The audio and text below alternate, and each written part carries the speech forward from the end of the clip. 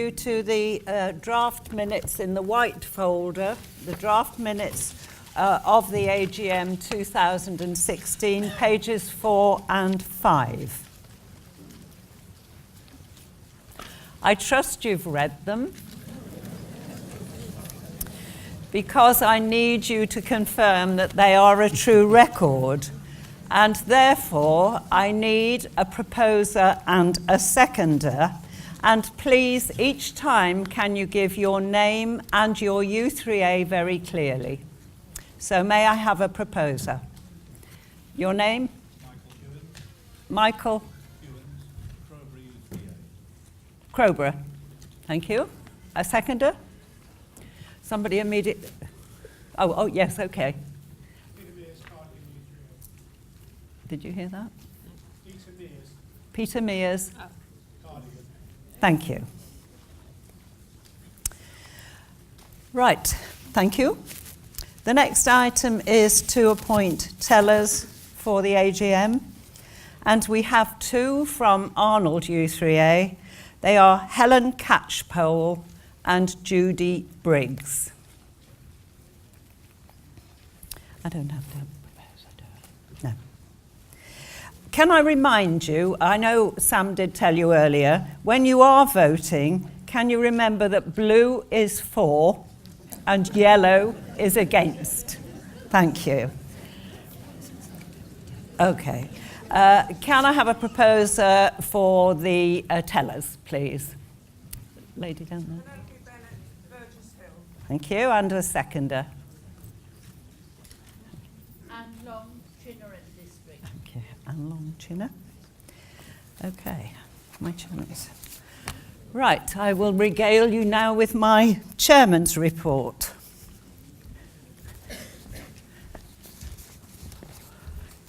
You may find some points quite interesting following on from Joe's talk this morning. 2 years have flown by since I became chairman of the Third Age Trust. I checked my last year's report, where I had said that nationally and internationally it had been a turbulent year.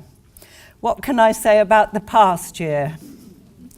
However, I remarked then how fortunate we are to be able to lose ourselves so often into this amazing organisation to which we belong. Perhaps the organisation has experienced turbulence too, but only as a result of moving forward very rapidly in a short time. It's been an action-packed year, beginning with Sam Morga's appearance on the U3A scene last August. Little did we know the impact she was to have on the organisation, with her charity sector background and quiet, persuasive manner. It didn't take her long to get up to speed in understanding the U3A ethos, something quite different from her work with Age UK. And she has brought a fresh perspective to the organisation. She has extraordinary negotiating and arbitration skills, an acute insight into people, has a very positive and empathetic personality, is a tireless worker, and above all else, says she absolutely loves the job. Sam and I work well together, and we are supported by a dedicated office staff and a very hard-working group of NEC trustees. I don't think that anyone has any idea of the hours and hours these people give to the movement. The office staff often talk to me out of hours and attend summer schools, the National Conference and AGM, and so many other events, all over and above their normal working hours. They're dedicated to the members and the movement, and I want to thank them publicly for all that they give to us. As for the NEC trustees, were they paid employees, they would command large salaries, and I give them my heartfelt thanks for their support. 5 of them are retiring this year and will be missed. Marion Clements is retiring as Vice Chairman, Diana Holsworth, Ian McCanna, but that's another story, Tony Randall, Hilary Robinson, and Neil Stevens. I thank them, and they will be missed. The 5 new trustees coming on to the NEC will be given 2 days of induction, as well as ongoing training for trustees throughout the year. So I hope that they will not feel that they're experiencing a baptism of fire. I think it's significant that most trustees are very sad to leave the NEC, so they tell me, and I'm pleased to report that we've worked particularly well together this year. Above all, I thank our volunteers throughout the movement who keep their U3As legal and educationally and socially vibrant, as there would be no organisation without them. I believe that my role in chairing this movement is to familiarise myself as far as is possible with everything that's going on, to listen to what members are saying, and to facilitate members to carry out the work of the Trust. To that end, I've attended workshops, U3A celebrations, concerts, etc., and I'm bowled over by the welcome I receive. I come away inspired by their dedication and achievements. Each U3A has its own strength, but I would like to mention those U3As who, because of their geography, do feel cut off from the mainstream of U3As. I recently visited the Isle of Man. The U3A there meets in a beautiful old mill, and they were very happy to welcome me and to feel that they are recognised. I hope to visit the Isles of Scilly during the next year for the same reason. They are all part of the larger movement, and they are valued. Last October, I attended the IUTA conference in Osaka, Japan, where many U3As from around the world come together. The thing I will most remember is that the U3As which follow our model, such as Australia, Singapore and Japan, were represented by U3A members. In many cases, those which follow the French model were very often represented by the second agers who organised the U3As for third agers. It's a fundamental difference. I was heartened that Japan, with 27% of their population over 65, is adopting our method. I find it exciting that we're in close contact with our friends on the other side of the world. And very recently, Sam, Fran, and Pam met up with Jean Walker, President of Australia Online Courses, who was here on holiday. Closer links with them are being forged, so do have a look at their website, as they have a fantastic range of online courses to tap into. So what has the Trust achieved this year? As most of you know, when I became chairman, I soon realised that there were a number of complaints that we were not the bottom-up organisation we claimed to be. In response, I initiated the consultation on the future structure of U3A to discover what members meant by these claims. I set up a working group whose task it was to fact-find, and they travelled the country uncomplainingly, I think, addressing meetings wherever they were requested. You will hear later the full details of the consultation, but I feel confident that anyone who has an opinion on this matter and wished to express it has had every opportunity to do so during the last 18 months. Today is the very last opportunity for discussion of the subject prior to organising an extraordinary general meeting in March 2018. Thanks go to everyone who took part. Communication, once again, is at the heart of this, and it's only by members talking to us that we learn what they are thinking and can then do something about it. Times are changing. Technology has been slowly filtering its way into our U3As, but for the time being, we are also still catering for those who have not as yet embraced technology and probably never will. We get very concerned that many people outside the organisation have never heard of us. We've recently employed a communications officer, Liz Drury, whose job it is to look at communication within the organisation, including within U3As, and also publicising us to the outside world. This won't happen overnight, but Liz is already in contact with influential organisations and is making connections. The media is generally U3A resistant, so we will try to meet with them during the next year in order to make ourselves known and recognised. Not long ago, we were approached by the John Lewis Partnership, who offered us free meeting space in some of their stores. This relationship is in its early stages, pardon me, but it will be interesting to see if U3As find this useful. One thing it highlights is that the company recognises who we are and what we do. I understand that some other stores offer this free facility, but it seems very much to depend on the local situation. I talk of going forward, but what has been accomplished? We have 7 NEC committees, and these are reviewed each year in order to check that we're making the best use of our member and financial resources.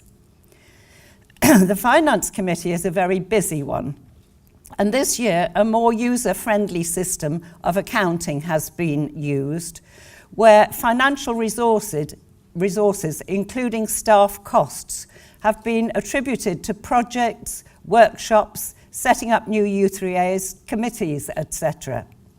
I imagine that in our members' opinion, their administrators never get it quite right. But this committee and the whole NEC applies due diligence to caring for members' money, and a great many hours and much thought are dedicated to getting it right. We're very sad that through illness, John Ellison cannot join us today. The accounts this year were prepared by John, David Wilson, our financial consultant, and Sam Morger, and we thank them for carrying out this mammoth, arduous task. Like me, John will be serving his last year, and we thank him for all his work undertaken during the last 5 years and wish him a speedy recovery. Tim Harris, our bookkeeper, retired after many years with the Trust, and our thanks go to him. Kevin Traynor has joined us as finance manager. The timing is good in many ways, as Kevin will be very familiar with the Trust's activities when John retires. So welcome, Kevin. I don't know quite where you are. The continuity will be very reassuring. Governance. There have been very few dull moments for the committee for the past 2 years. The consultation on the future structure has taken up much time, and a working group is now looking at the memorandum and articles of association, which are due for amendment, as the last major amendments were made in 2008. The committee has looked at NEC standing orders and many governance issues brought to their attention by individual U3As. I thank Graham Clark, who has been a splendid chair of that committee for the last 2 years. Graham's spell as trustee for Scotland ended in 2016, so he was co-opted back onto the NEC while the consultation was in full swing. I couldn't have managed without him, and I thank him for all that he has contributed. I'm pleased to say that he will continue to chair the working group on the memorandum and articles for the next few months. One ongoing matter, which is considered at every governance meeting, is every aspect of any possible risk to the movement. We consider things such as reputation, finance, staffing, etc. We believe that our risks are low, but they are considered at every meeting. The Standing Committee for Education. In line with our demonstrating that this is a bottom-up organisation, I will keep saying that. We asked for members to come forward to join this committee, and we had 53 volunteers.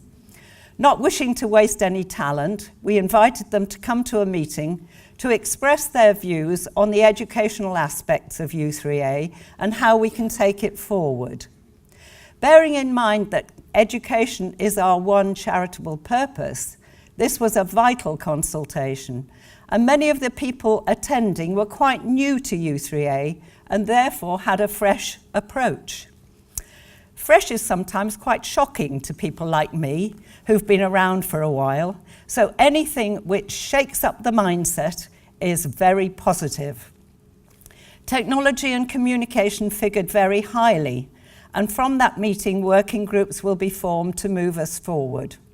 Already some members are piloting an online platform to test what will be useful for us, but it is hoped that this will be developed so that members can access online courses, including those written by our own members, such as summer school courses.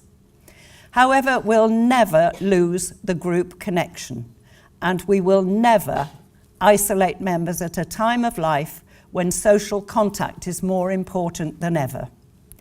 The SCE is in the process of summarising More Time to Learn and making it into a handbook for group leaders. The Resource Centre flourishes under Sue Radford's care, with 1,000 items going to members every quarter. A relationship has been set up with Royal Holloway University, and we thank the chair of SCE, Marion Clements, for helping us to facilitate that. Marion is retiring from the NEC this year, and we thank her for her hard work. Hopefully, she will still be very engaged in U3A society in the Southwest, as we must not lose experience like hers. The Development Subcommittee. Almost 2 years ago, a pilot scheme for a training and development team of part-time employees was set up to assist with the creation of new U3As. This team worked alongside volunteers, and the object of the team was to provide continuity and standardisation in the start-up process so that new U3As were set up according to Charity Commission rules and U3A guidelines, following U3A objects and maintaining its ethos. The team did a splendid job, but in evaluating the pilot, the NEC decided that the expertise of volunteers needed to be used and developed. And in view of the member call for the NEC to demonstrate that we're a bottom-up organisation and that volunteers should take on as many of these tasks as possible, the pilot was brought to an end. Since then, volunteers have been recruited and trained, and we have a total of 98 startup volunteers. Many of you are here today. Prior to ending the pilot, the training and development team members were involved in running workshops, which were very successful. Carol Millen, who had worked for the Trust for 9 years, retired at the end of 2016. Carol was in charge of training, first volunteers and then the team, and did an incredible job with precision and humour. Carol advocated the ethos of U3A throughout all her training and workshops and was one of the 4 authors of More Time to Learn. She is sorely missed, and we thank her for her total dedication to the Trust. Sadly, Zazia Pratt, who joined the Trust at the same time as Carol, retired earlier this year, and we thank her and wish her well. Zazia was involved in many aspects of U3A life, including setting up new U3As and diversity, and we welcome her to the conference. We're delighted to see her, and we know that she is still very much part of the organisation. From January this year, Sam Morga, working with the DSC, has been running workshops around the country on volunteering and setting up new U3As. She feels that there's renewed energy among the volunteers and has encouraged new ones to come forward. The DSC is working on a range of workshops to be delivered where requested and are always looking for volunteers who have been involved in training and running workshops. In October, Sophie Welling will join us as support and advice manager to help us in these efforts. She will look after all future training. As is inevitable with organisations of our size, U3As encounter a variety of problems, and volunteers will be trained to go into U3As to assist with such matters. One area where it's felt that assistance is needed is when new U3As come to the end of their first 3 years. Unless they have built-in succession planning, they may have a totally new and inexperienced committee, and things can go wrong at that stage. So the DSC, together with Sophie, will develop a workshop for induction of new committee members in order to assist with the tricky hurdles that they encounter. The DSC has produced a range of postcards summarizing committee posts which are available at the conference. Thanks go to that committee and to Michaela Moody, who chairs it. Michaela is also a very active member of the working group on the future structure, and you will be hearing her this afternoon. In 2014, Gwen Dorr reinvigorated the research committee and rekindled active interest in the subject. Subsequently, a guide into how to conduct research has been produced and is proving popular. A database has been set up bringing together examples of current research together with that from previous years so that future researchers will have a comprehensive reference source. It is amazing to hear what is happening, sometimes linked with universities, sometimes with other establishments such as museums, stately homes, water mills, etc. There are many links with universities around the country. One has recently been set up with the Royal Holloway University, and a memorandum of understanding has been signed between Canterbury U3A and the University of Kent.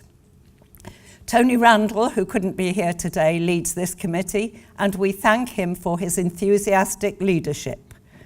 A questionnaire was recently devised asking what are the factors that should determine your right to retain your driving licence. The idea behind this was to promote research and encourage projects nationally. The response was beyond all expectation, and the full results and underlying data will be communicated back to U3As with ideas and suggestions for the sort of research that can be carried out locally and nationally. Thanks go to the many members who've taken part and are continuing to do so. Research is alive and thriving. There will be a meeting in October for all those interested in research, the date to be notified. The International Subcommittee has been developing plans to encourage more U3As to take part in twinning and cultural language exchanges. Maria Chester, Honorary Secretary of IUTA, keeps us informed on international matters, and a visit by François Velas, the President of IUTA, is planned later in the year. Exchanges with Poznan U3A in Poland continue, and several U3A members were hosted by Mauritius U3A this year. It is hoped that a return visit will follow. Ian McKenna leads a small but very diligent committee which will continue its work this year. IT Subcommittee. Most of the work of this committee has been taken up with the Beacon project. Beacon was devised by a small team of U3A members headed by John Franklin. It has earned much praise from its users, and consequently more and more U3As are using it as their management system. Support teams have been set up in the regions, and a user group has been initiated with a statement of aims. A commercial company, Siftware, has been engaged to assist with various aspects of the system. There are presently, and I may have this figure slightly incorrect, as far as I know, there are 112 U3As using the system, with a number on the waiting list. Many thanks go to Neil Stevens and the Beacon team. Neil has been the bridge between the team and the NEC, often having to field very searching questions on both sides, and we offer him a special thank you on his retirement from the NEC. I believe that the U3A can take pride in knowing that the system was invented by a team of U3A members in line with the ethos of the movement, which differentiates it from other systems set up entirely by commercial organisations. Volunteers are the lifeblood of the movement, but continuity is not always possible, which is why commercial assistance was sought. The cost to the members compares very favourably with any other available system. U3A Plus is a new committee with a dual purpose headed by Hilary Jones. Hilary Stringer had sent out a questionnaire asking how U3As deal with disability, with hearing loss, etc., and the results have been disseminated to U3As. This is an ongoing process of giving continuing advice based on the experience of U3As and communicating details of organisations who might be able to assist in various areas. Additionally, the committee will be looking at how to keep members in touch when they are no longer able to attend meetings. The SCE, in conjunction with the IT and the U3A Plus committees, will be considering online platforms during the next year, such as Moodle, to host U3A activities.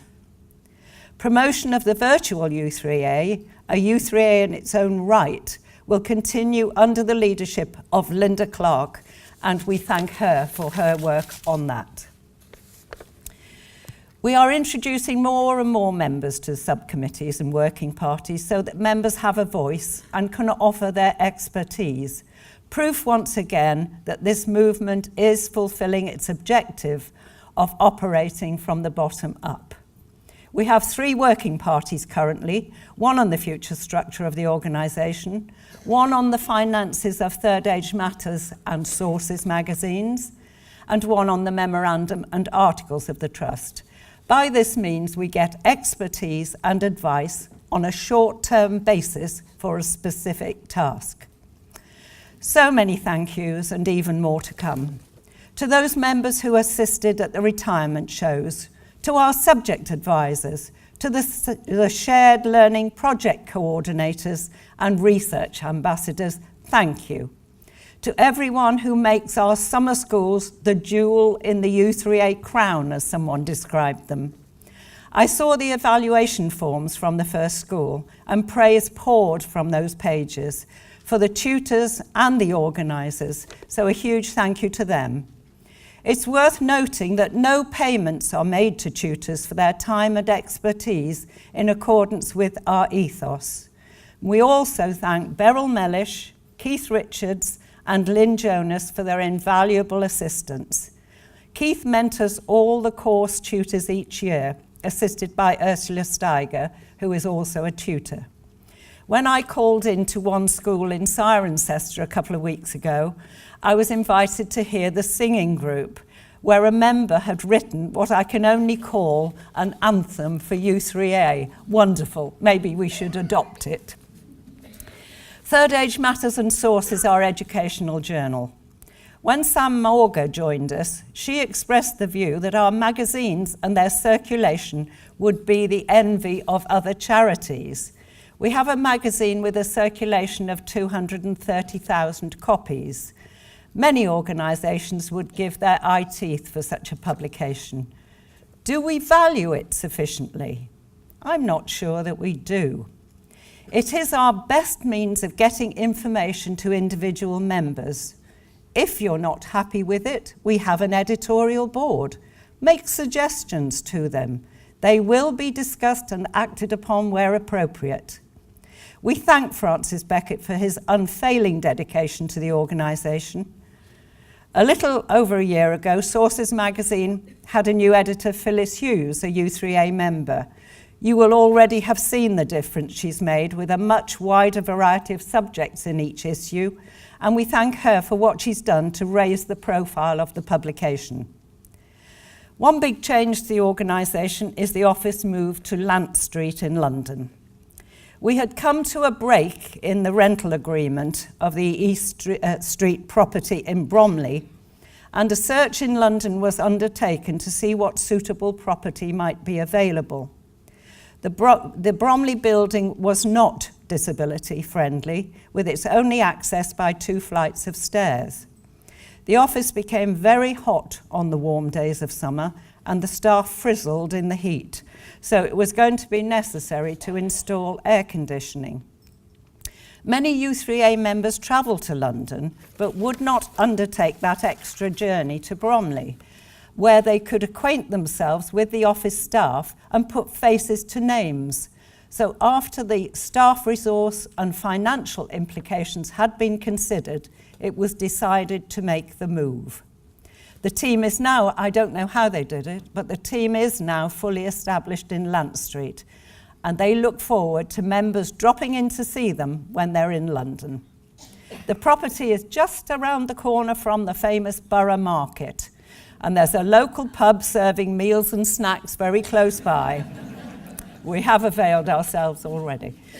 One advantage of this property is that committee meetings and those of working parties can actually be held in the office, rather than us having to rent other expensive London venues. At this time last year, we were planning our celebration of 1,000 U3As, a memorable day with our very loved founder, Eric Midwinter, who retains a great interest in the organisation. You might be interested to know that a couple of years ago he took on the chairmanship of Harpenden U3A, so he's definitely keeping in touch at grassroots level. Now we've reached 400,000 members. How fortunate I am to be in the chair for these events. I am very grateful. We're going from strength to strength. More people and organisations do know about us now and are envious of our very steady growth.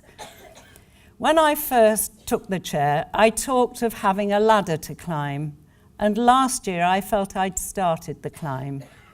I will never reach the top, but your support in getting this far has been inspiring. Please continue supporting and encouraging me, the NEC trustees, and the wonderful people in National Office whose work you see around you today. Thank you.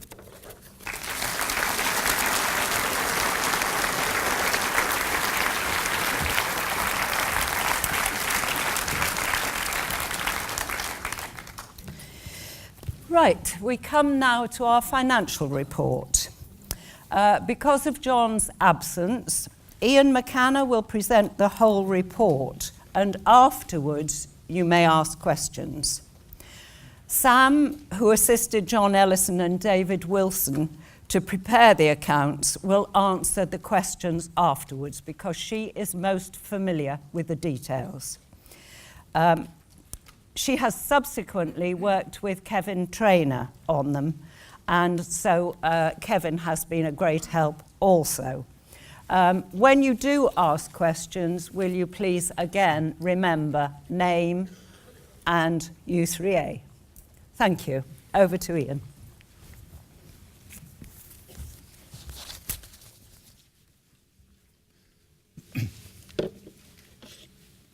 Thank you, Pam. Can everybody hear me?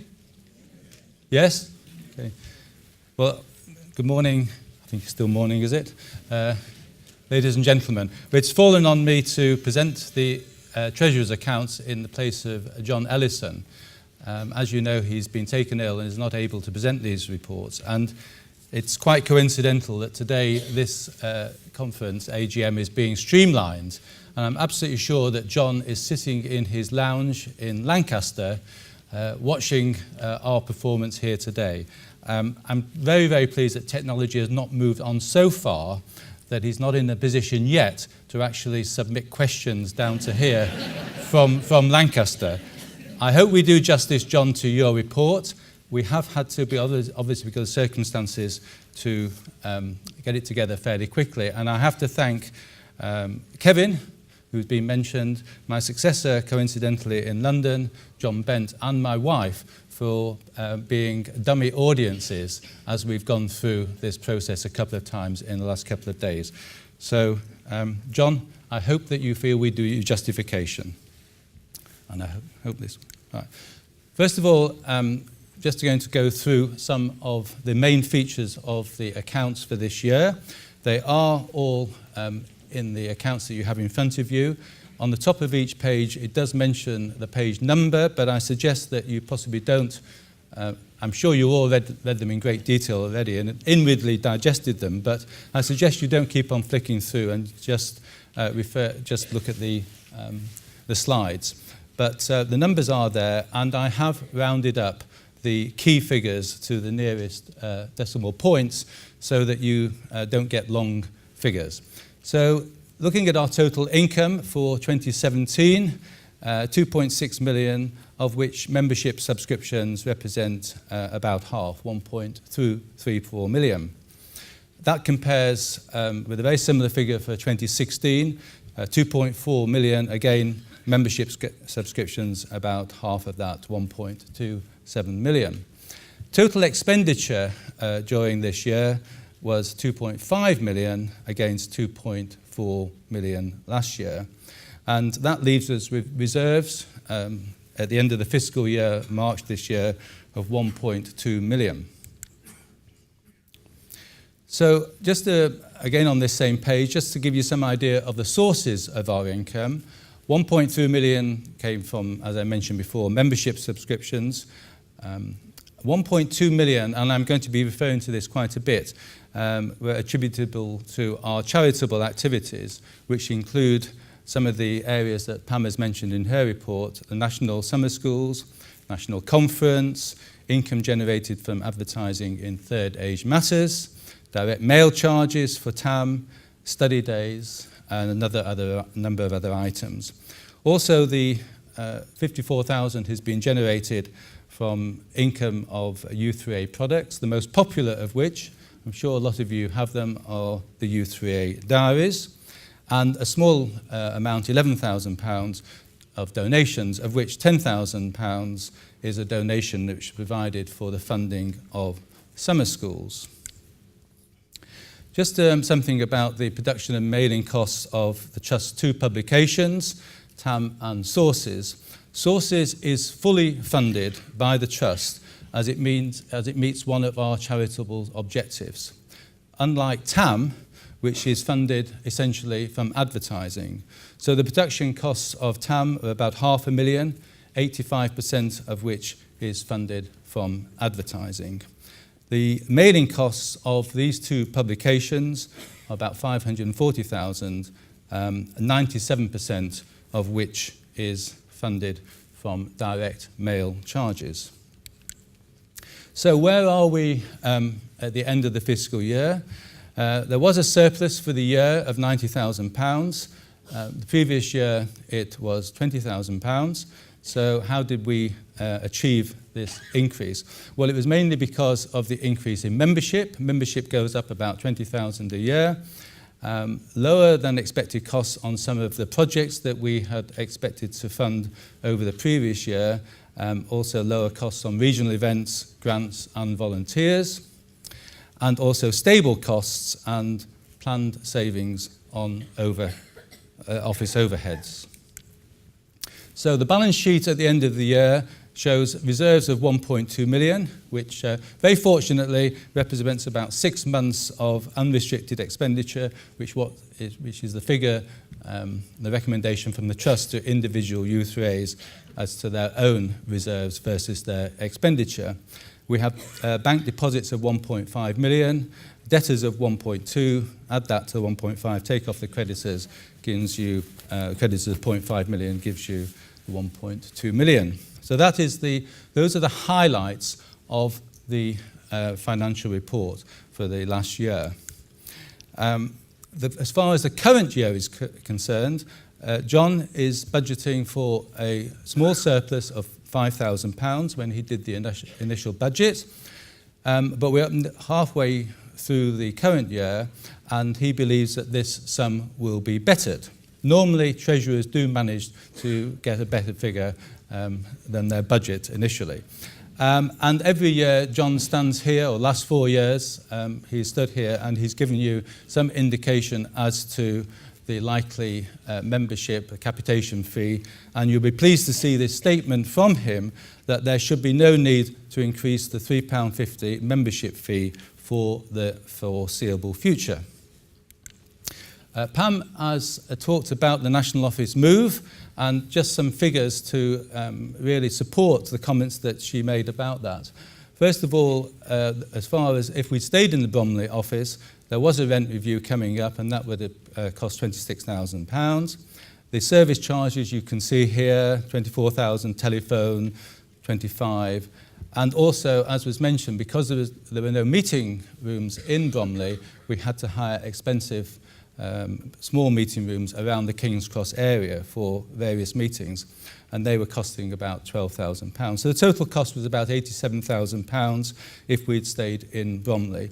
There has been a dilapidation cost as we move out of Bromley of £28,000. So what are the costs of the new office in Lant Street? Well, the rent there is £50,000. The service charge, cleaning utilities, £15,000. Telephone, £12,000.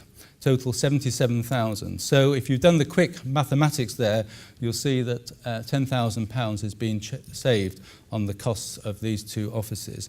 I think that's quite remarkable to move from an outer London borough to a central location and save money in the process. The reasons for the move were touched on by Pam, but I've got these slides, so I'll just quickly go through them. The rent increase in Bromley that was already mentioned. It's a better geographical accessibility for the NEC members and for the members. I'm not sure if the office is going to welcome 400,000 members coming in.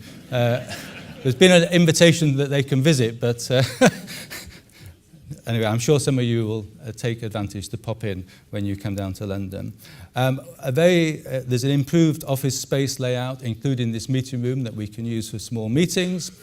The move gave an excellent opportunity to upgrade all the systems, computer systems, everything, so they have the most high-tech equipment now in the new office.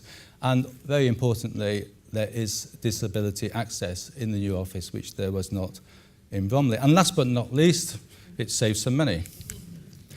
Now, this was the easy part of this presentation, and I was quite happy to do the part, but then I suddenly realised I should have known this, that this year is the first time there's been a change of accounting process. And those people that have looked diligently at their accounts will see the evidence of that. Now, over the last few years, but members have said that the accounts of the trust are not transparent enough, that they do not know how the money is spent, how the capitation fee is spent, and they have wanted a clearer breakdown as to where the money goes. And with the changes over the last year, that has been possible now to actually provide you with some indication of how the money is spent. And this is the first attempt. You're the first people to see this. It's a first cut. There will be many, many comments, I'm sure, from members about how this can be improved.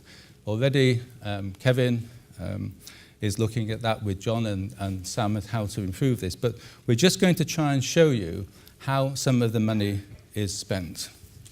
So what was the basic premise to start from? Well, we looked at the 4 charitable purposes of the trust. What are we here to do? And there are 4 key objectives, charitable aims. 1, support learning in Youth 3As and promoting the benefits of self-help learning. The most important, perhaps. Providing advice and support for management in Youth 3As, equally important. Facilitating the growth of Youth 3As and raising the profile of the Youth 3A movement. So if possible, if you can try and keep those 4 aims in mind as I go through this, because it is quite complex.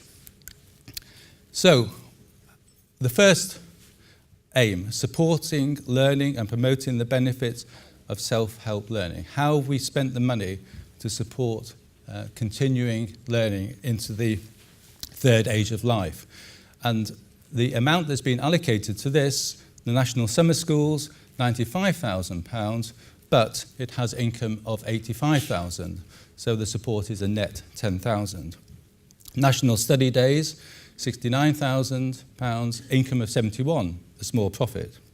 The production of TAM has been split in 2 areas, 2 of these 2 objectives. The first one is the one we're talking about now, about £250,000 for the production of TAM, and the direct mailing of TAM, just under 300,000. And the production of sources, which is the one publication that the Trust funds entirely, £37,000. And then the cost of the National Office support of this particular area is 240,000, and it includes those items which I will keep on repeating. So this is the cost of the support from National Office for these functions. The second objective, aim, is providing advice and support for management in U3As. This is all the advice that's given to U3As on how to run effectively their U3A. Special projects account for 35% of that. Regional support, 12,000. The volunteers, we talked about the increase in volunteers. They obviously incur some expenses and they need training, 33,000. The very important 123,000, which is accounted for by insurances and licenses that U3As receive. And again, the cost of the support from National Office of supporting this aim, 262,000. And the items are there on the bottom. The third aim is facilitating the growth of the U3A movement, mainly U3As, new U3As, and also to support the activities of existing U3As. So special projects account for 11,000 of that, total of 200,000, which you can see. Regional support, 12,000. Grants awarded, 6,000. And again, the support from National Office for that particular charitable aim. I hope you're all still with me here. And the last objective is raising the profile of the U3A movement, £670,000. So this is conducted in various ways. TAM is one of our main vehicles for raising the profile of the U3A movement, particularly internally. That accounts for 246,000 in terms of production. The direct mailing of TAM and sources, a very similar figure, 250,000. Special projects, 21,000. Grants awarded, 14,000. Volunteers' expenses slightly lower at 9,000. And then the support for these activities from the National Office, 82,000. Right, so this is just a table to try and give you some idea of how some of the support and development costs of 365,000 are allocated. The direct benefits to the U3As, all the U3As in this room, is 150,000, which is accounted for the public liability insurance, tour operator insurance, trustee insurance. So the insurance is. Special projects, which include the consultation process that was conducted over the last year and Pam has referred to, and the Beacon project, 70,000. The cost of volunteers, their expenses essentially. Volunteers across the regions, Beacon volunteers, subject advisors, research ambassadors, shared learning coordinators, and volunteers who support the ad hoc committees and programs that the Trust has. 52,000. The NEC and its committees, 50,000. Pam has been through the main committees, over and above the NEC, research, education, development, finance, and international and IT. The regions account for 24,000, which is basically the money that the trustees spend on supporting U3As in their regions. And then the grants of 20,000, which some of you will be familiar with and you should take advantage of, startup grants, workshop grants, exhibition and open day grants. Right, so we're now trying to look at the figures in a slightly different way, because a lot of people have said how much money is spent by National Office is attributable, accountable to National Office. So the figure for staff overheads and premises is 775,000. And this has been split. Again, we're going to refine this over the next year. But basically, we go back to the 4 charitable objectives that the Trust have, and this amount has been split between those 4 aims. The first one, supporting learning, 200,000 of the 775, which is accounted for by the Resource Centre. Pam mentioned that it has about 1,000 loans a quarter. Subject advisors, website management, that's the national website management, organising events, national summer schools, and a few other items. The next charitable aim of the Trust, providing advice and support to the U3As across the country. So that's £260,000, £250,000 about. Members advice by telephone, 850 calls a month. Website and email queries of about 2,000 a month.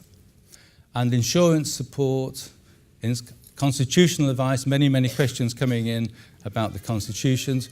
Dispute resolution, which unfortunately is an increasing element within U3As, and conciliation procedures. And finally, training and workshops. The third objective, facilitating the growth of the movement, mainly U3As, £120,000, supporting U3As in their setup process, induction and volunteer support, grants and finance support to new U3As, and also the cost of some of the 98 volunteers who are currently being recruited and trained across the regions. Then the last of our charitable objectives, remember this is the National Office costs being split, £80,000 goes to raising the profile of the U3A, mainly through, again, mailings, websites and social media. Now this last figure of governance of 110,000 stands out quite a bit, and I wondered, how am I going to explain 110,000 on governance? But Joe has amply explained to you the reasons for this. It is an area that has increasing importance. All charities have to make sure that they conduct their procedures and their practices according to the Charity Commission rules, and we have a governance committee and governance procedures, and the cost of that per year is about 110,000. So, what are the plans for the future? Just to give you some idea of the areas where money will be spent over the next year. One clearly is the development and support of the volunteer teams that are currently being recruited. Another area which we'll be focused on is improving accessibility to U3 activities for members with various disabilities, including the work that's being done on virtual U3A.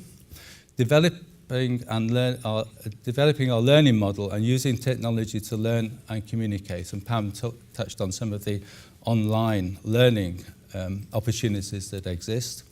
Improving internal communications. This is communications between the Trust and the over 1,000 U3As. And making, very importantly, trying with a new communications officer, Liz, that's been appointed, trying to get the message out to the 10 million people who are in their third age of life, and we have 400,000 of them, but trying to get the message out to them, which is very, very difficult, as Pam referred to, but what a wonderful organisation they could join. And the last point, which will incur some expenditure, is the proposed AGM in the spring of next year, which will present to the members the proposal to update the memorandum and accounts of the Trust. Thank you.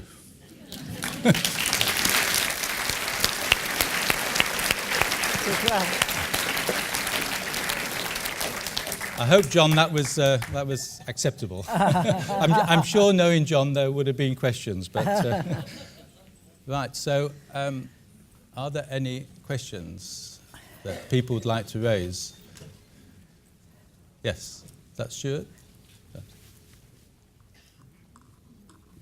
As mentioned, if there's any general policy issues, I will answer them. But any difficult questions on the accounts are going to be glanced to my left instantly.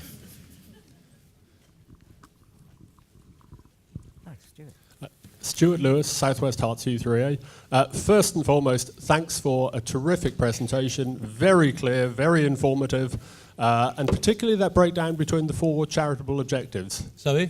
The breakdown between the four key charitable objectives.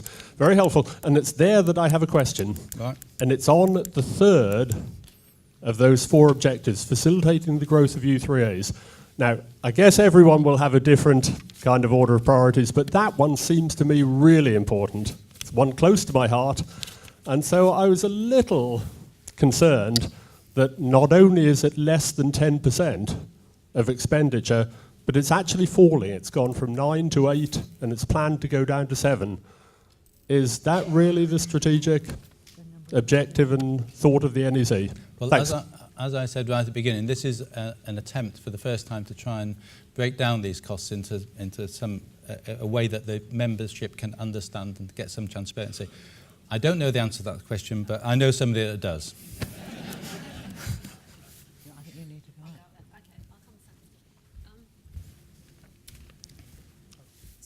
So I expect that that number will go up next year. If you remember, we have just undertaken a really huge programme working across all the regions, and are now really lucky to have 98 start-up volunteers to help us grow the movement. And in addition to which, we have Liz, our communications person. So we couldn't go out and tell the world, come and start more U3As, unless we had a whole army of people who were committed and ready and trained to go and start up some more U3As, and also to enable the current U3As that have some particular areas that they want assistance and help with to continue to grow. So during this year, this financial year, we have spent a lot of time recruiting and training a fantastic team of volunteers ready. And that training will go on, and we'll keep those volunteers meeting together in groups. They've been brilliant. And Liz is beginning to tell the world about the fantastic U3A, and we expect that number to significantly change in proportion to the other percentages next year. Is that okay? Can you? Next question. Yes. Yes. Michael Bradford from Mayfield and District. Up here, this way. Thank you. Right, okay, yeah, sorry. Thank you. That's okay. I'm just looking at the figure for the TAM distribution, which is quite significant at £250,000. Do you have plans ahead to electronically transmit this information, perhaps making some savings, or is it just not relevant to that particular publication? The question is about an online TAM, is it? Yes. Yes. Well, I will answer that because I was rather expecting a question on TAM anyway. But as Pam has indicated, a working group was established about over a year ago now about the non-editorial aspects of TAM.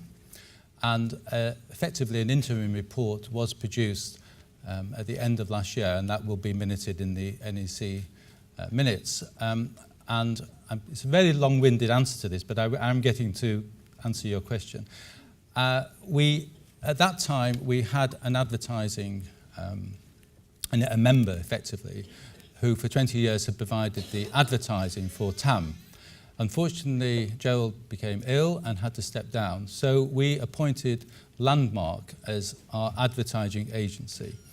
And it wasn't possible for us to complete the recommendations on TAM until the advertising agency, Landmark, had at least 6 months to get to understand about the advertising aspects of third age matters. We left it until the spring, and we went to meet with them to find out what their experience of TAM was and the advertising demand for it. And one of the questions we had in mind right at the beginning was we felt that they would say that the trend in this sort of magazine was to go online. We felt that they were going to say it had a limited life, and that we would have to, within the foreseeable future, look into putting TAM online. The response from them was absolutely intriguing. It surprised me, certainly. They said that, well, a number of things they said. One was that TAM, by advertisers, was highly, highly respected. It was a quality magazine. They put their adverts into it, and they had a very, very good response. The market always rules. They would not advertise if they didn't get the results. And they said that in the foreseeable future, as far ahead as they could see, there would not be a requirement or any demand to have an online TAM. And the reason for this was that the advertisers have it's a closed membership circulation, a closed circulation. The advertisers receive every issue a list of all the people that it's been sent to, 220,000, 230,000. So they know that this magazine has been deposited on the doorsteps of all these people, and sufficient numbers of them open it and respond to the adverts. If TAM went online, the advertiser would stop advertising, because they do not have the certainty of knowing that their message has been delivered to the recipient. So the answer to your question is very long-winded, but that is the answer to your question. It rather surprised us.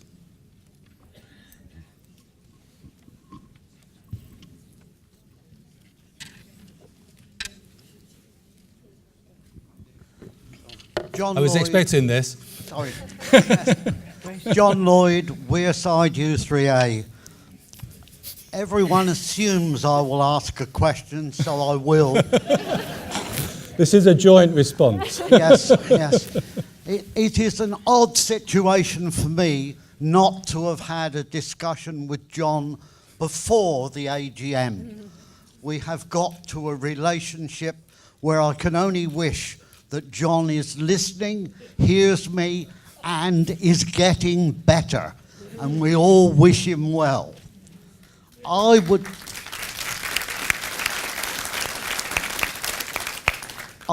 like to commend the attempted changes in the accounts. I think it is a step forward, and we need to know what happens to our money. My deep concern, more so in what you have just said, is that if advertising is important, I think a point has been reached where the Trust should consider that the delivery of TAM is part of the capitation.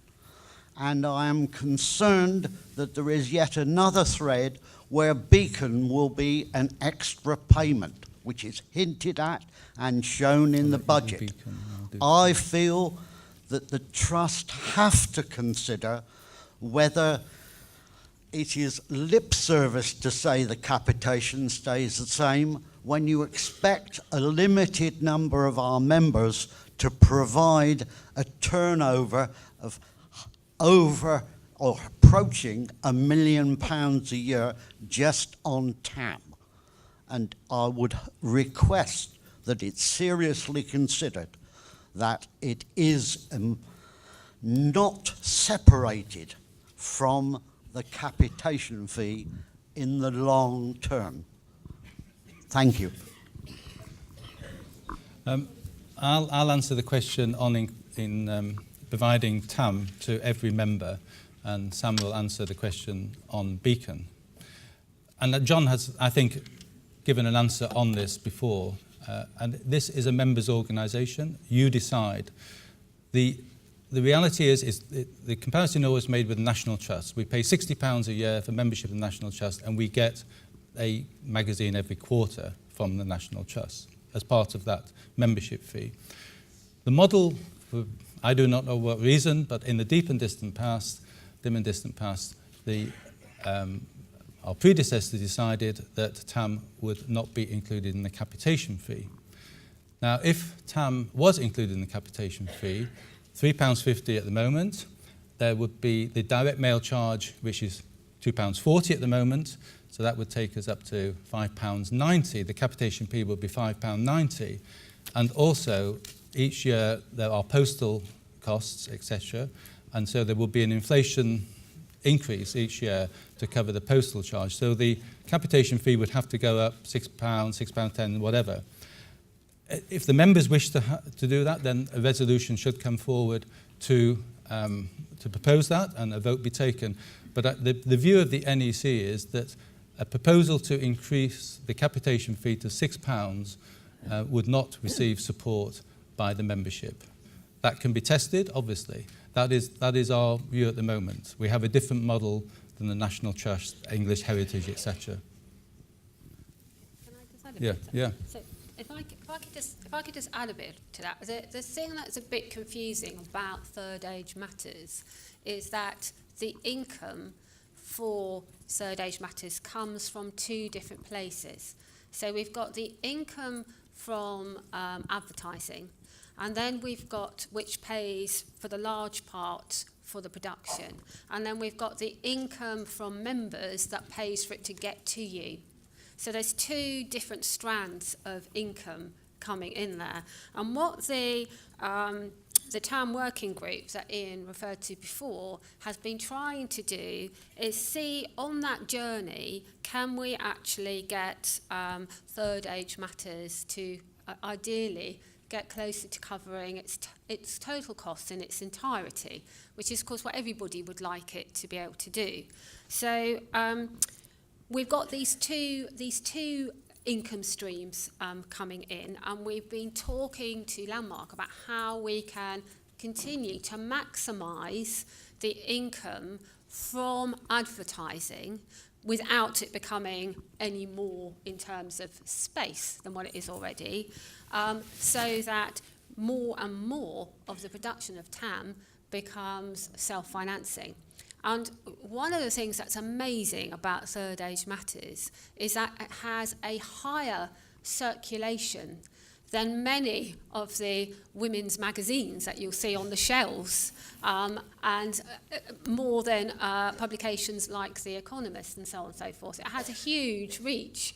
So, and it is an excellent way of being able to get to members across the entire movement. So whilst actually enabling Third Age Matters to get to the entire membership will remain absolutely an aspiration, financially we need to get to a place where that is more achievable, but without it impacting on the membership.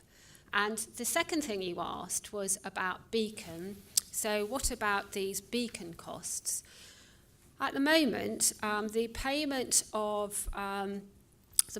per member for Beacon is to enable the support provided by Siftware, the company that's providing the platform to enable the Beacon database work well, is only incurred by those Beacon registered organisations. So if you're not using Beacon, you won't be paying the 50p. Again, that cost is kept increasingly under review, as is the level of support that we need from Siftware to enable the Beacon system to work well for those user-EAs that are using it. The user-EAs that are using it do want to make sure that they actually have a database that does work well for them. And so we need to make sure that the Beacon database, we keep that show on the road and that there isn't a problem for Beacon users in using that going forward, which is why we are paying Siftware to undertake this particular work. It's obviously specialist work, and the charge will only be to those U3As that are using Beacon. So it's not an attempt to say to everybody who is a non-Beacon user, please also pay us 50p, because you won't. It'll only be those U3As using Beacon, and that charge and whether it is needed will of course be kept under constant review, because that's really important. We need to make sure that it is the right charge and it's value for money, and we need to make sure that we are only asking for it if we need to continue using it. So that Beacon money is put in a a reserved fund, if you like, a restricted fund, to use just for the purposes of supporting Beacon for those Beacon users. Is that okay? Next question. Yeah, Ian. Thank you, Ian, for that detailed breakdown. I appreciate it's a draft effort, as you said, but I've got two short questions. In line with the BBC, do you intend to produce a breakdown of your staff costs? And secondly, of all those expenses, are you going to tell us how many consultancies, how many external people you use to provide the facilities you're using? Thank you. Oh, Roy Foster, Filey. We're having trouble understanding. Yes, we're not The mic hearing. isn't working very well. Can you hear me now? Is that better? It's better. Yeah. Okay. If Better? you could just repeat. Okay. Hello? Hello, hello, hello, hello? Yeah, yeah. 1, 1, 2, 2. You okay? Yeah? Better? Try it. Can you hear me? Yep. Right, Roy Foster, Filey U3A, 250 members. I was saying we met yesterday afternoon. Thank you for the detailed breakdown of the figures. Two questions. In line with what the BBC are doing, do you intend to provide a breakdown of the staff costs in future? And can you tell us how much of the expenses are actually consultancies, external agencies, on behalf of the facilities? Thank you. External agent payments to external agencies. So, did you get that? Okay, so the costs are, the staff costs are, let me just find, the staff costs in, which you'll find on page 20 in item 8. You will see the total staff costs there. That includes the staff in the national team. It includes the team that was the training and development team last year, because they were in post until the 31st of March. So it includes those people up to that date. And it includes the costs of the editor for Third Age Matters. So your question is, do we have any other consultants? Is that it? Yeah. Was that the question? Is that yes or no? Do we have consultants? Is that what you're asking? So we have used two people to help us, for example, move our office. So people that could help do two things. One, help us move our IT equipment and so on and so forth. And another to help us with all the other contracting side of moving from one space to another. We've used solicitor to help us with moving office, for example. But we don't have, and we've used some ad hoc consultancy time to do small specific pieces of work. For example, when we've been reviewing particular policies where we need an external specialist. If you're asking, do we have hundreds of consultants permanently on our staff? No, we don't. We do get we do use expertise when we know we don't have it within the trust itself. And of course, we contract with Landmark, the advertising agency, to help us find the adverts. The particular item that stood out was the governance. Something around 110,000. It's a consultation, is it? What, Oh, so are you consultation. talking about the staff cost under governance? You jumped to the second subject. Right. The governance cost of 100,000 roughly. 110,000. How much of that was external consultants? Oh, well, it's not. No. So what it is, what you have here under the National Office Support Cost, staff premises and overheads is where you actually split down the total costs of your staff and your office overheads. So obviously that includes everything like postage and printing and all the rest of it. It is split based on how your staff time is split. So we split all the staff time amongst those 4 objectives and governance. So, for example, some of my time will be spent supporting the NEC and the committees and so on and so forth. Some of my staff time will be spent doing that, providing support to those. And when you actually split out our time and allocate it against those 4 charitable objectives and governance, it looked like that this year. So what we've been trying to do is keep a note of the a record, a fairly detailed record of what each member of the staff team does and how long each part of that takes. And we began doing that in the later part of last year, and we extrapolated that back. So we're trying to get a more detailed breakdown as we go along, so we can be more specific, even more specific under each of those items. But it's followed the breakdown of the staff time, if that helps.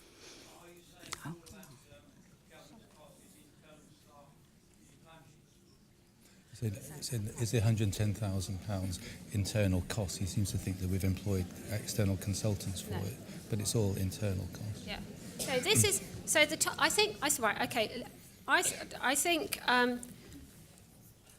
the figures you have in front of you relate to the staff, the premises, and the office overhead. That's what we're talking about in box 8 on page 20. So it relates into the total staff team, the total of our premises, and the total of office overheads.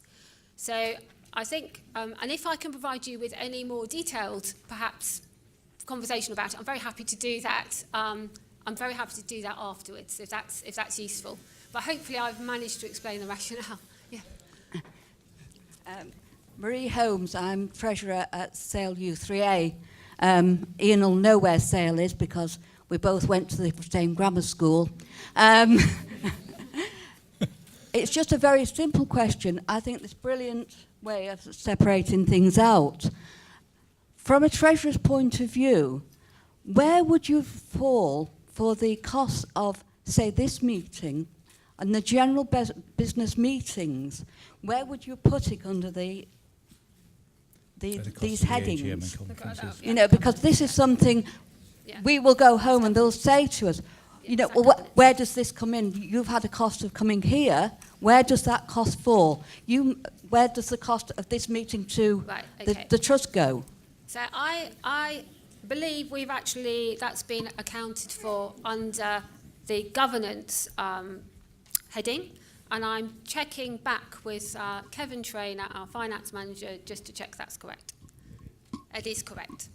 So the AGM, because it is an oversight and an opportunity to look at the governance and accounting of the trust and the trust and our work with you, the movement, it comes under the governance section, wherever it's referred to in here, will include the AGM costs. Any more questions? No. We'll take one more question then. Or not. Oh, no, gentleman has been intimidated by the call for lunch, I think. Yes. Right. Yeah. Right. Can I just go? Oh, he's good to do. Oh, yeah. You got the. Oh, you take. Right. Just. So we do need somebody. Yes, we do need to have the accounts approved by the membership. So can I ask for a proposer? John Kay. John. And a seconder? Jill Simon, Mill Hill. All those in favour? All those against? John, you'll be pleased to see that it was approved by the membership. And if I could just echo what John said earlier, we all, the NEC and all the members in this auditorium, and I'm sure across the country that have benefited from your wisdom over the years, we wish you a very speedy recovery, and we look forward to seeing you again in the autumn when the NEC meets. Thank you.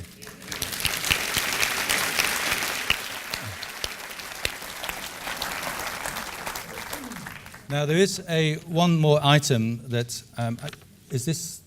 People got a copy of this, yeah. If you should have a copy of this, it's an addenda to the AGM booklet, and I will read out the amendment which we would ask for your approval of, to appoint Knox Cropper as the auditors and to authorise the Executive Committee to set the remuneration, to further authorise the Executive Committee to put the audit to tender and create an audit committee to manage the tender process. Does anybody want to ask any questions on that before I put it to a vote? No? Those, could I have a proposer, please, with your name? Lady at the back there. Victoria from Hoylake. Right. I propose that. A seconder?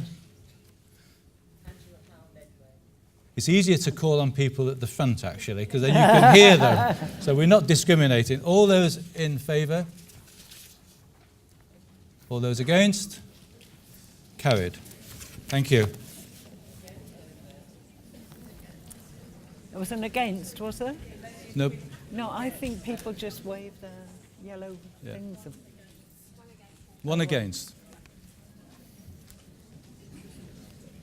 Sorry, I didn't see that hand.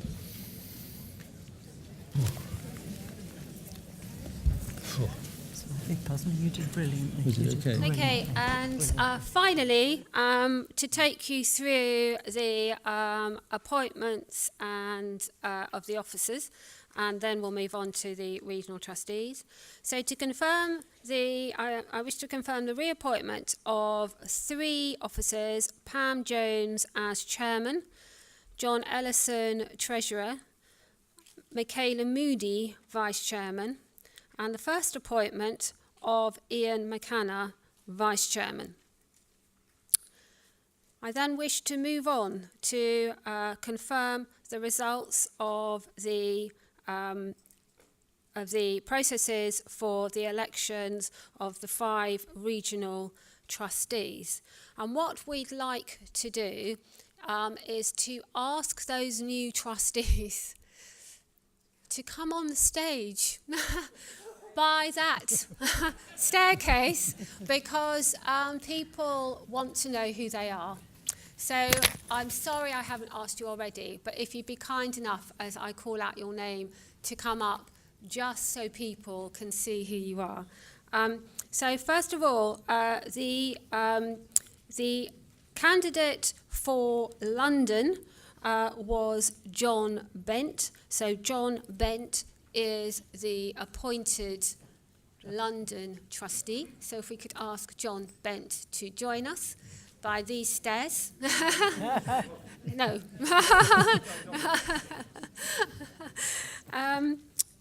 The candidate for Yorkshire and the Humber, Sue Stokes, please. If Sue Stokes could join us on the stage as the appointed trustee for Yorkshire and the Humber. For the South East, Bob Duck Manton. Bob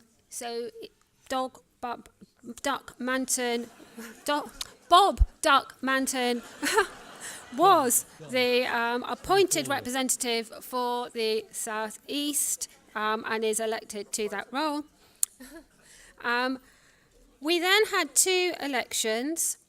In the South West, we had 3 candidates. The election was won by Jill Nichols. So if Jill could join us on the stage, she had 33 votes. Alan Green had 30 votes, and Gordon Pardee had 18 votes. So Jill, please do come and join us.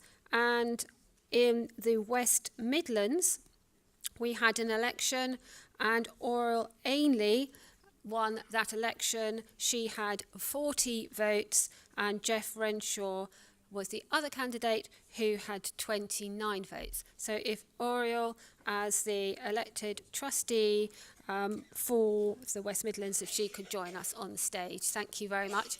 And thank you also to those other candidates who took part in the election. It's wonderful that people do want to join the NEC. It is great to be part of. And thank you also because they have been, all of them, those people who took part in those elections, have worked with the Trust and continue to work with the Trust in many ways. So thank you to all of those. So, shall we just listen? This is much better, isn't it? It's far more inclusive. Introduce the people. We never had it. So, Okay.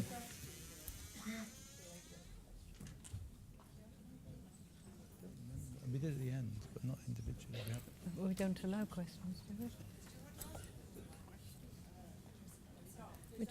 We can't. Can we have questions?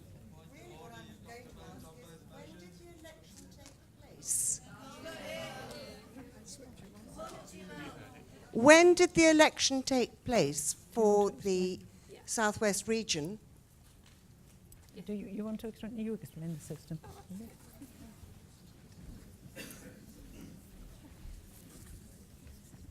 So all the process began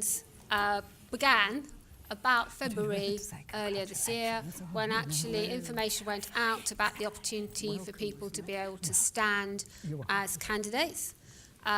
The candidates' names were sent in.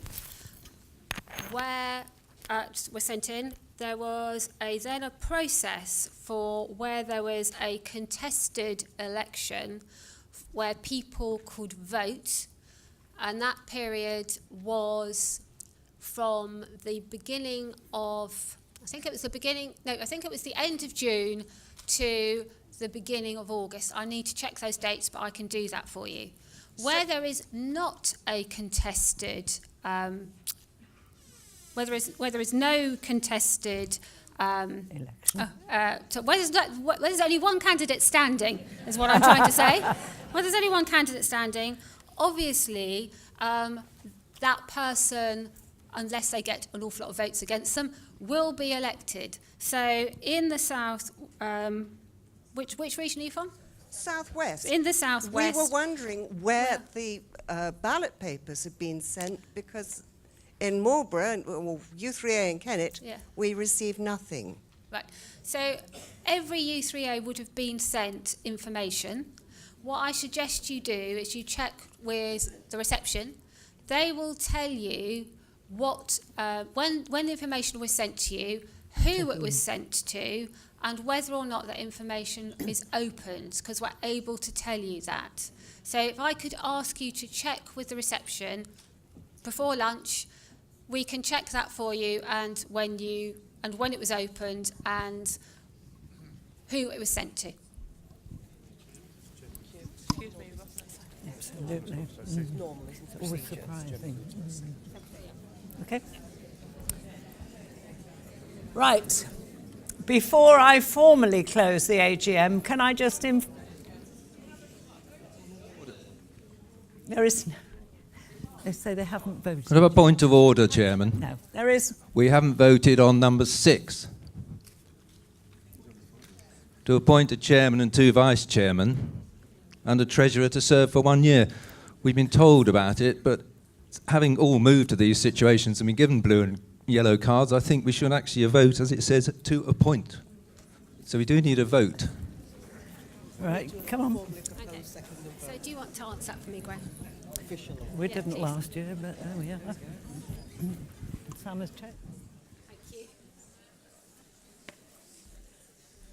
Excuse me if this is a little bit off the cuff, but this is actually one of the clauses of the current memorandum or articles, which we're looking at, and we'll probably be bringing a new select wording in terms of what happens when there is no contested election, because the current article, which is clearly what we have to, actually says that these persons are appointed by the AGM, whatever that means. Those are the as I recall, the very words that the appropriate article state. So technically, you should perhaps be asked just to show that you approve those.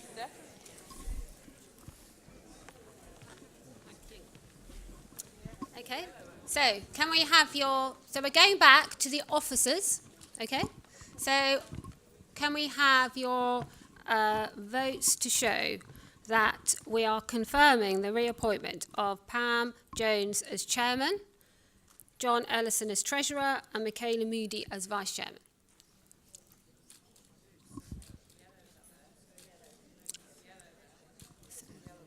Yeah. Okay. There's two. Yeah. Okay. Okay, thank you. Yes, we know. Yes, have you got that? Yeah, okay. And then can we confirm the appointment of Ian McKenna as vice chairman?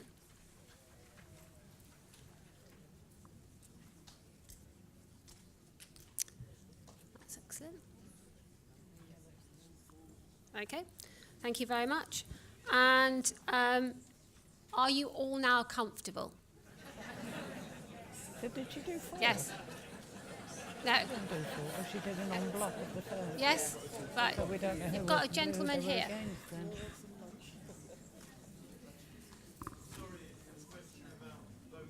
Yes, that's fine.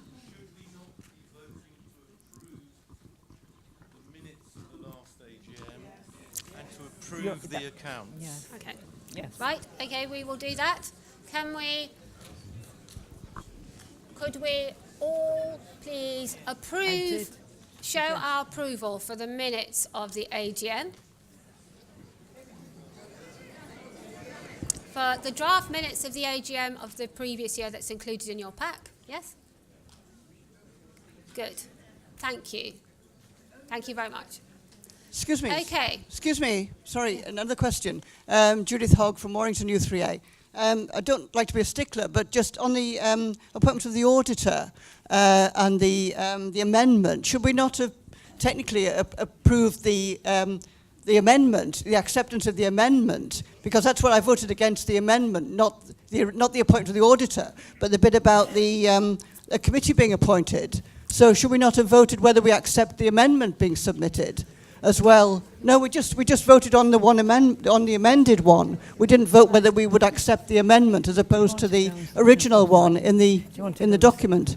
Okay, so for completeness, Thank you. It could be. because I believe Ian probably thought he'd done both in one go, but for completeness, can we first of all please approve the amended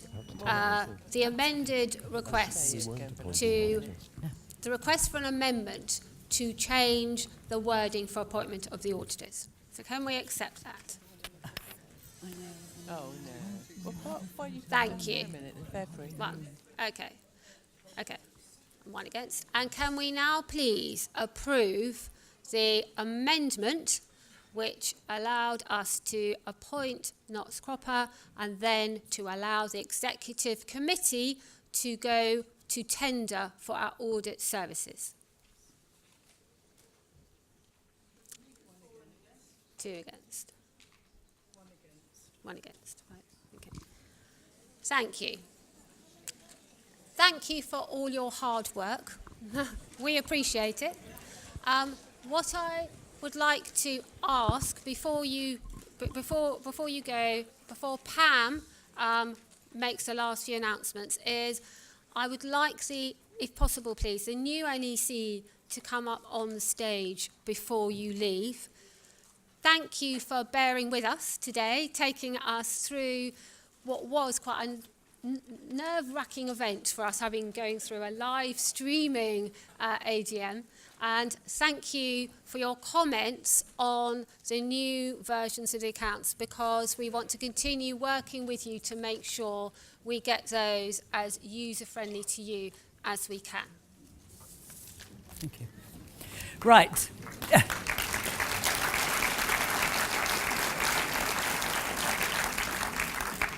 thanks to everyone who has worked pretty hard today. Thank you to you all. Just to announce that next year's AGM is from the 28th to the 30th of August. So it's the equivalent of these days, Tuesday to Thursday, immediately after the bank holiday.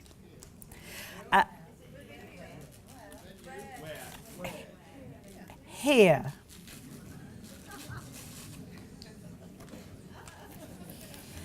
I think.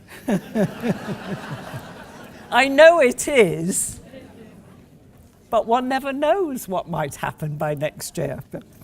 And that there will be an EGM in March 2018, and we would ask for your presence there. There will be more details coming out. We don't have a date.